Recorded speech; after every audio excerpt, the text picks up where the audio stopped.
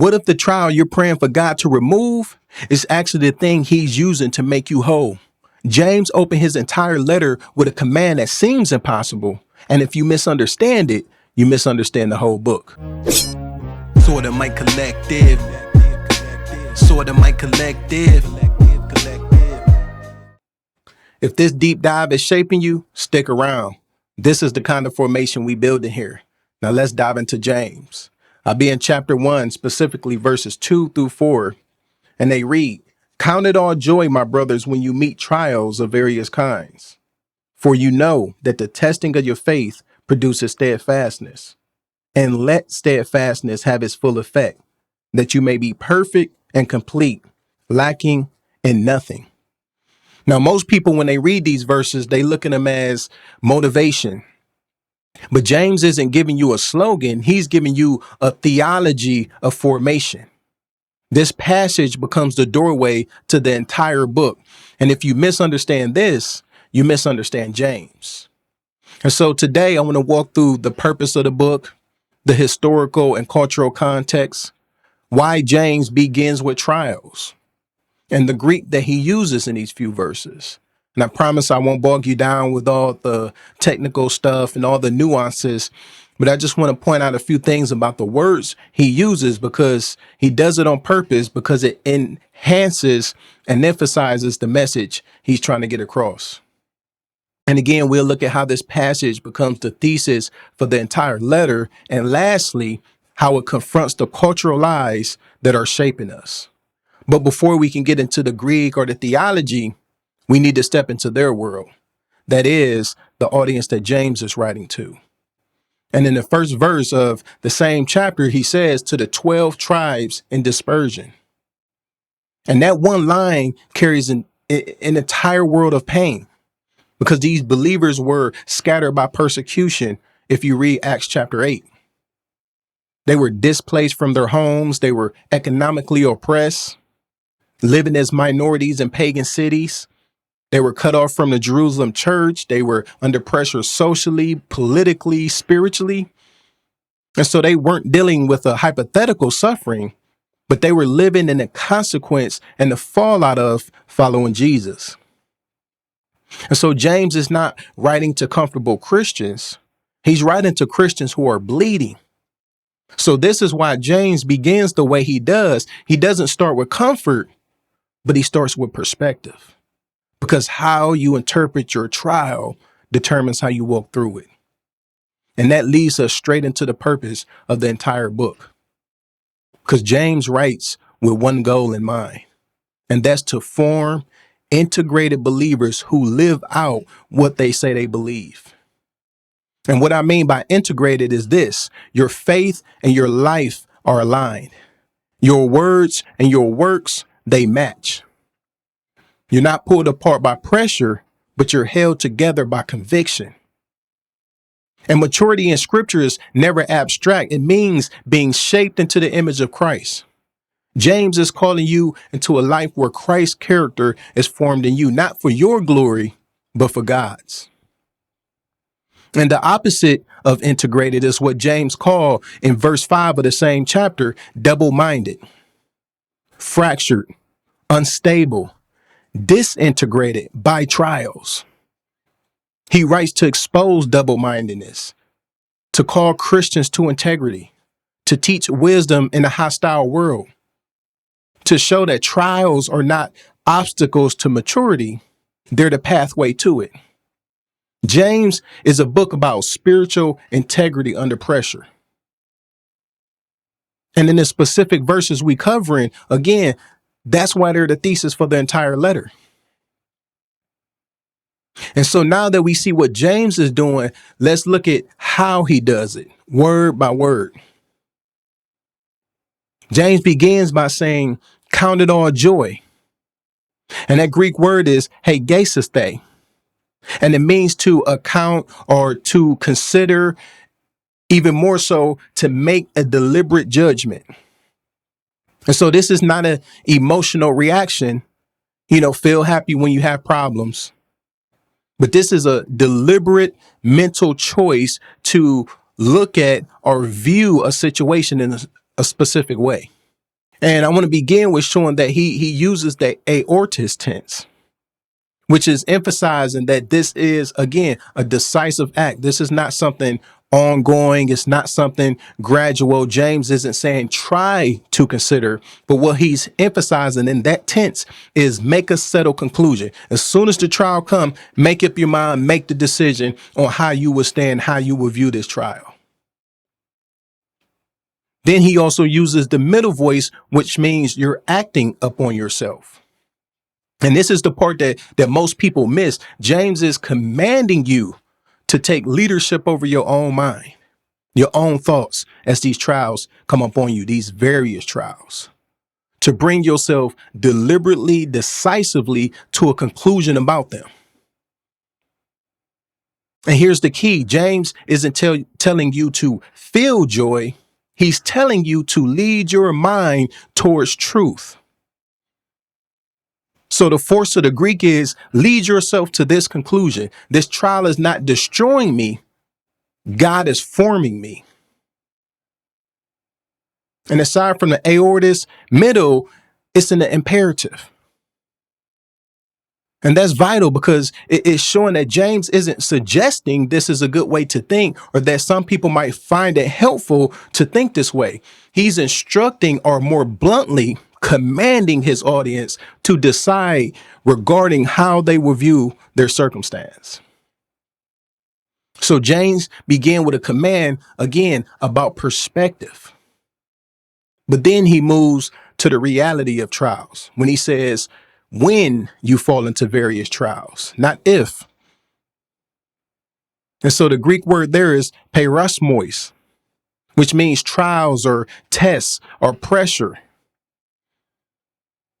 And he said fall into various. That's one word in the Greek, which means fall into unexpectedly, to be surrounded. Trials are not scheduled like meetings. They surround you. They surprise you. Using military terms, they ambush you. They hit you from angles you didn't see coming. And James is saying that you don't choose your trials, but you choose your interpretation. And so James doesn't just stop at the experience of trials. He tells us what God is doing inside them. That's where he says, knowing that the testing of your faith. And the Greek word there for testing is dakimeon, which means refining or proving or purifying. This is a metal in the fire language. And trials don't destroy faith. They expose it. They refine it. They burn off what's false so what's real, what's genuine, what's authentic can remain. God never tests to learn something about you. He tests to reveal something in you.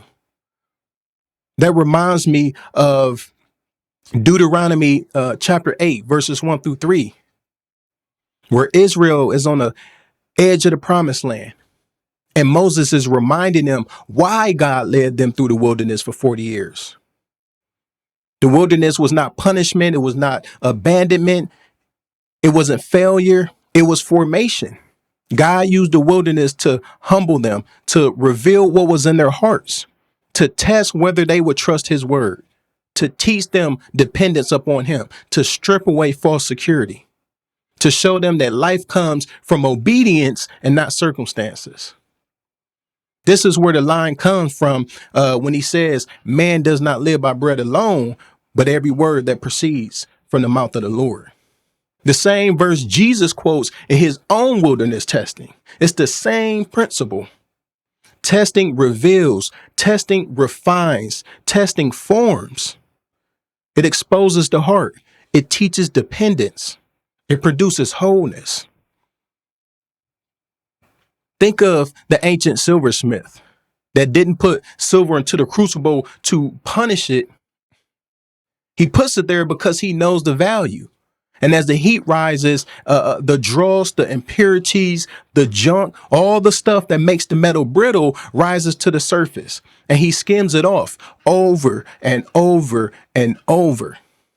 And how does he know when the process is complete? When the silver is so pure that he can look down into the fire and see his own face reflected in the metal. That's document. That's testing. This is the word that James used. God isn't testing you to see if you fail. He's refining you until he sees his own character reflected in your life. And once faith is refined, something begins to grow in you. Endurance. And this is a crazy word, katergesetai, which means to work out or to accomplish.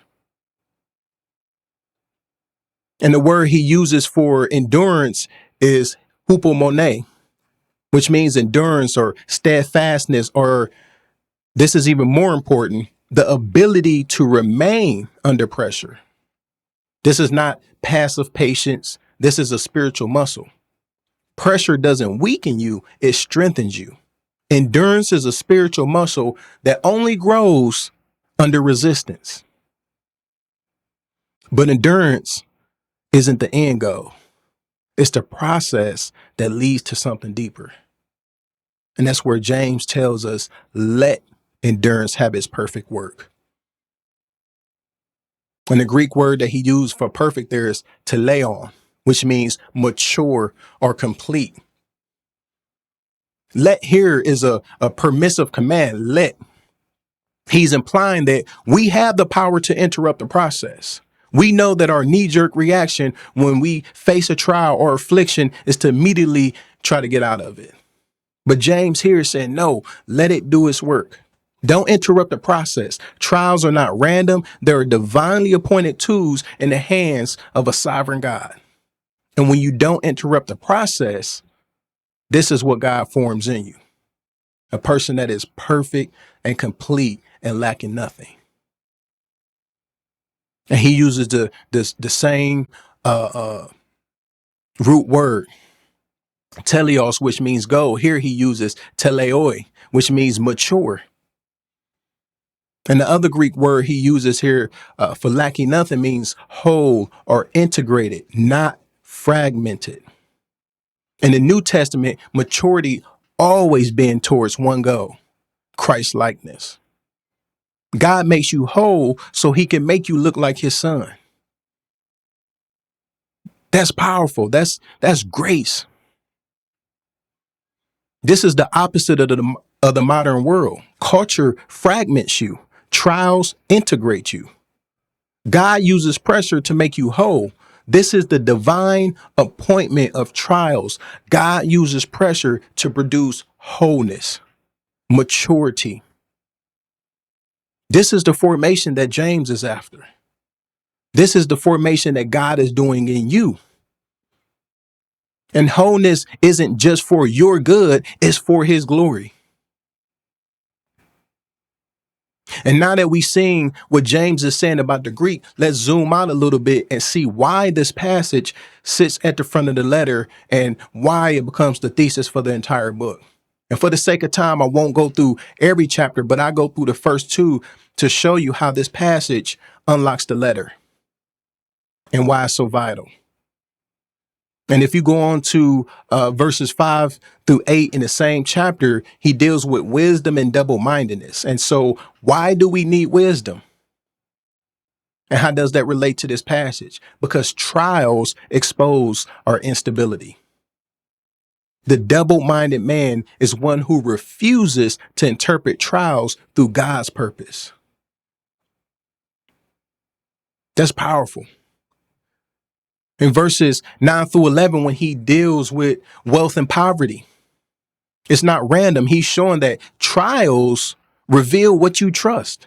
The poor are tempted to despair. The rich are tempted to pride. Both need the perspective of verses 2-4. Verses 12-18, where he deals with temptation and God's goodness. Trials test faith, but temptation tests desires. Both reveal what's inside. Both require the perspective of God's forming work. If you move on to chapter 2, where he deals with faith and works, why does James confront dead faith? Because trials expose whether your faith is real. If trials don't produce endurance, your faith was never alive. And that's a sobering thought. And so again, James chapter 1, verses 2 through 4 is the lens through which we see the entire book come into focus. And once you see that lens, then the flow of the passage becomes unmistakable. It's a progression. One, he starts with perspective. He says, count it all joy. Two, we see it's a reality. Trials will come. Not if, but when. Three, we see the purpose that testing refines faith. Four, we see it's a process. Refining produces endurance. And then finally, we see the outcome. Endurance produces maturity. This is spiritual formation under pressure. But James doesn't just confront our theology, he confronts our culture. And this is where the passage hits our world with full force. Why? Because culture says, avoid discomfort. James says, God uses discomfort to form you. We live in a comfort-addicted society, a therapeutic age, a self-care obsessed generation, a world that treats inconvenience as trauma. But scripture says formation requires friction. And that friction doesn't just challenge our comfort, it challenges our emotions, because culture also says follow your feelings. James says lead your feelings with truth. Count it joy. And again, that's in the aortas. It's a command to think a certain way and not feel. Not saying feelings don't matter, but James said they're not your lead. Don't treat, or culture says, treat emotions as authority. They equate discomfort with danger. They believe negative feelings means something is wrong. But James says, no, your feelings are real, but again, they're not your guide. And when feelings rise, many assume God has stepped back. And that's where our culture says trials mean God is absent. And if you haven't guessed it, James has something to say about that. The exact opposite. Trials mean God is working. Modern spirituality wants blessing without burden, growth without pressure, maturity without endurance. James says pressure is the birthplace of spiritual strength. And that strength doesn't come from ease, it comes from refinement. Culture says you're being destroyed. James says you're being refined. This is where you get the cinematic. Gold is refined in the fire. Steel is forged under heat. Muscle grows under resistance. Faith matures under trials.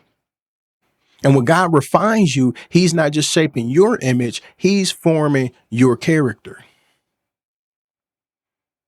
But of course, culture says protect your image. James says God is forming your character. Trials expose idols, weaknesses, fault lines, false identities.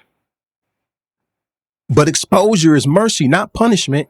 All of this leads to the final lie our culture tells us, the one that James dismantles completely. Culture says you're falling apart. James says God is making you whole. The end of the passage says perfect and complete, lacking nothing. This is the opposite of fragmented, anxious, identity shifting world we live in. This is where James' world and our world meet. James' audience was being fragmented by persecution, poverty, pressure from the outside. And today, many of us are facing our own external pressures. Economic stability, job loss, cultural tension, global uncertainty. But in our world, fragmentation doesn't just stop there. We also face internal fragmentation. In our modern world, we are fragmented. We're one person at work, another on social media, a third in our private thoughts. And we're scattered into 1,000 pieces trying to keep everyone happy. But here's the twist that James gives us. Trials do the opposite of what we fear. Trials do the opposite of what we fear. We think pressure will shatter us into more pieces, but James said, no, pressure actually integrates you. Because a trial is the only place where the fragmented parts of your soul are forced to finally meet. The pressure doesn't break you, it fuses you. It forges your faith into your character, into their one piece, into their one unit.